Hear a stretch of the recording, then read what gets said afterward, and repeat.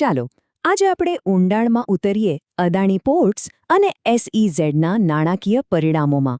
આ માત્ર આંકડાઓનું વિશ્લેષણ નથી, આ તો એક કહાણી છે કે કેવી રીતે એક કંપની ભારતની આર્થિક ગતિનું એક મુખ્ય કેન્દ્ર બની રહી છે. તો ચાલો જોઈએ કે આ જબરદસ્ત વૃદ્ધિ પાછળના કારણો શું છે. આ એક વાક્ય, બસ આ એક વાક્ય જ કંપનીની હાલની સ્થિતિ અને તેના ભવિષ્યના ઈરાદાને સંપૂર્ણપણે સ્પષ્ટ કરી દે છે. કોઈ તણાવ નહીં, માત્ર સ્કેલ. મતલબ કે કંપનીનું ધ્યાન સમસ્યાઓ પર નહીં, પણ પોતાના સામ્રાજ્યને કેટલું મોટું કરી શકાય તેના પર છે. અને આ જ વિચારધારા આખા ક્વાર્ટરની સફળતાનો પાયો છે. તો આપણે આખી વાતને 5 મુખ્ય ભાગમાં સમજીશું. પહેલાં તો APSEZ કેવી રીતે એક ટ્રાન્સપોર્ટ પાવરહાઉસ બન્યું. પછી તેના રેકોર્ડ બ્રેકિંગ નાણાકીય પરિણામો પર નજર કરીશું.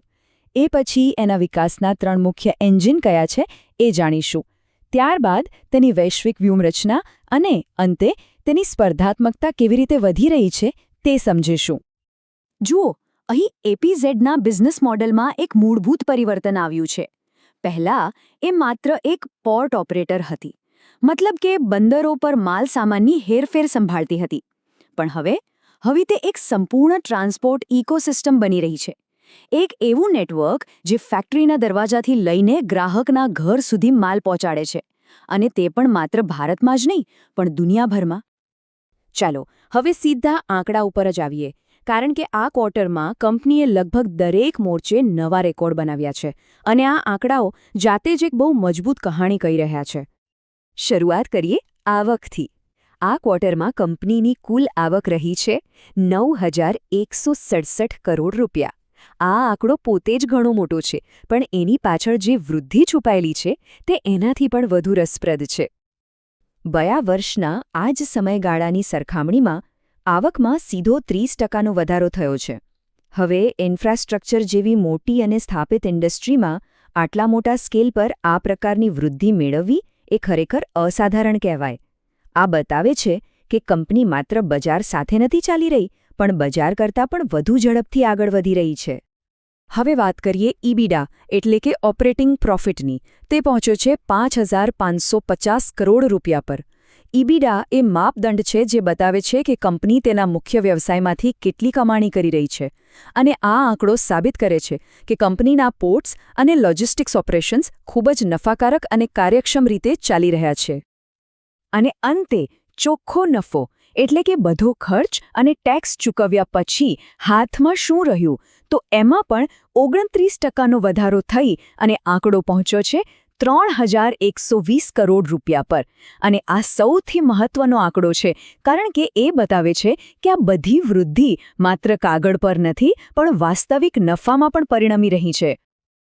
સામાન્ય રીતે આટલી ઝડપી વૃદ્ધિ આવે એટલે તરત મનમાં સવાલ થાય કે દેવું કેટલું હશે.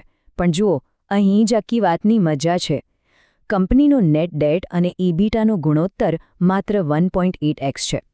સરળ શબ્દોમાં સમજાવું તો, જો કંપની પોતાની બધી ઓપરેટિંગ કમાણી માત્ર દેવું ચૂકવવા માટે વાપરે, તો પણ તે 2 વર્ષથી ઓછા સમયમાં સંપૂર્ણપણે દેવામુક્ત થઈ શકે છે. ઇન્ફ્રાસ્ટ્રક્ચર સેક્ટર માટે આ એક અત્યંત મજબૂત નાણાકીય સ્થિતિનો સંકેત છે. તો સવાલ એ છે કે આ અસાધારણ વૃદ્ધિ આવી ક્યાંથી રહી છે? એનું રહસ્ય છે કંપનીના 3 મુખ્ય બિઝનેસ: પોર્ટ્સ, લોજિસ્ટિક્સ અને મરીન. આ 3 એન્જિન એકસાથે એક જ દિશામાં કામ કરી રહ્યા છે અને કંપનીની સફળતાની ગાડીને આગળ ધપાવી રહ્યા છે. આ સ્લાઇડ કંપનીના માર્કેટ પરના પ્રભુત્વની સાચી કહાણી કહે છે. જ્યારે આખા ભારતમાં કાર્ગોનું વોલ્યુમ 4.3% વધ્યું, ત્યારે APSZએ લગભગ 7%ની વૃદ્ધિ કરી.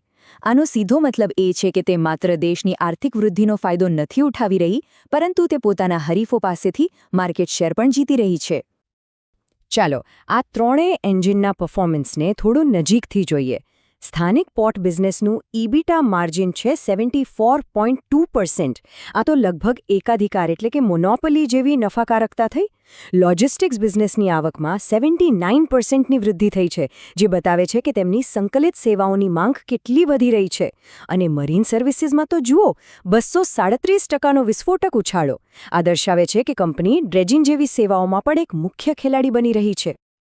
તો આટલું મજબૂત પ્રદર્શન ભવિષ્ય માટે એક નક્કર પાયો તૈયાર કરે છે. હવે સવાલ એ છે કે કંપની આ પાયા પર ભવિષ્યની કેવી ઇમારત બનાવી રહી છે. ચાલો તેની વૈશ્વિકરણ નીતિ પર એક નજર કરીએ, જેમાં મહત્વાકાંક્ષા અને નાણાકીય શિસ્તનું અદ્ભુત સંતુલન જોવા મળે છે. મેનેજમેન્ટનો અભિગમ એકદમ સ્પષ્ટ છે. તેમની મૂડી ફાળવણીની 3 સ્તરીય વ્યૂહરચના છે. પહેલું, ઓર્ગેનિક ગ્રોથમાં રોકાણ. બીજું, દુનિયાભરમાંથી યોગ્ય તકો શોધીને કંપનીઓ ખરીદવી. અને ત્રીજું, દેવું ઘટાડીને અને ડિવિડન્ડ આપીને શેરહોલ્ડરોને વળતર આપવું.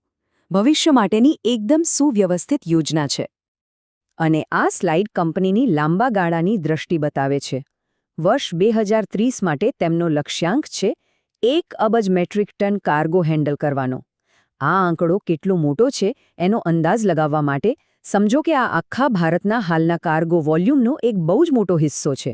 આ એક અત્યંત મહત્વાકાંક્ષી લક્ષ્ય છે, જે કંપનીને વૈશ્વિક લોજિસ્ટિક્સના નકશા પર એક અલગ જ સ્થાન અપાવશે.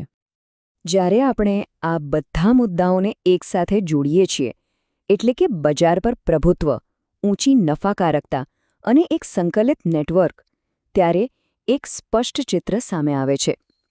આ ચિત્ર છે એક એવા સ્પર્ધાત્મક લાભનું જે સતત વિસ્તરી રહ્યો છે. બિઝનેસની ભાષામાં આને મોટ કહેવાય છે.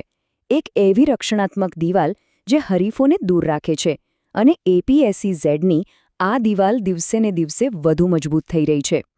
તો આ આખા વિશ્લેષણનો સાર શું છે? 3 મુખ્ય વાતો. પહેલી, સ્થાનિક બજારમાં તેમનું પ્રભુત્વ લગભગ અજેય છે.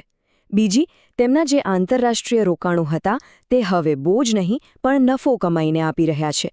અને ત્રીજી, લોજિસ્ટિક્સ અને મરીન જેવા નવા બિઝનેસ હવે કંપનીના વિકાસના સાચા એન્જિન બની ગયા છે. અને આ બધાનો નિષ્કર્ષ એ છે કે APSZ પોતાના સેક્ટરમાં કંઈક એવું કરી રહ્યું છે જે ભાગ્યે જ જોવા મળે છે. સામાન્ય રીતે જ્યારે કોઈ કંપની આટલી ઝડપથી વિસ્તરણ કરે છે ત્યારે તેની નફાકારકતા પર અસર પડે છે. પણ APSZ આક્રમક વૃદ્ધિ અને સુધરતી નફાકારકતા આ બંને કામ એકસાથે કરી રહ્યું છે, અને આ જ તેની સૌથી મોટી સિદ્ધિ છે. અને અંતે આ વિશ્લેષણ આપણને એક મોટા અને મહત્વના સવાલ પર લાવીને ઊભું રાખે છે. શું અડાણી પોર્ટ્સ ભારતનું આગામી વૈશ્વિક કમ્પાઉન્ડર બની શકે છે? એટલે કે એક એવી કંપની જે દાયકાઓ સુધી વૈશ્વિક સ્તરે સતત અને નફાકારક રીતે વૃદ્ધિ કરતી રહે. આજના પરિણામો અને ભવિષ્યની યોજનાઓ જોતા આ એક એવો પ્રશ્ન છે જેના પર ગંભીરતાથી વિચાર કરવો જોઈએ.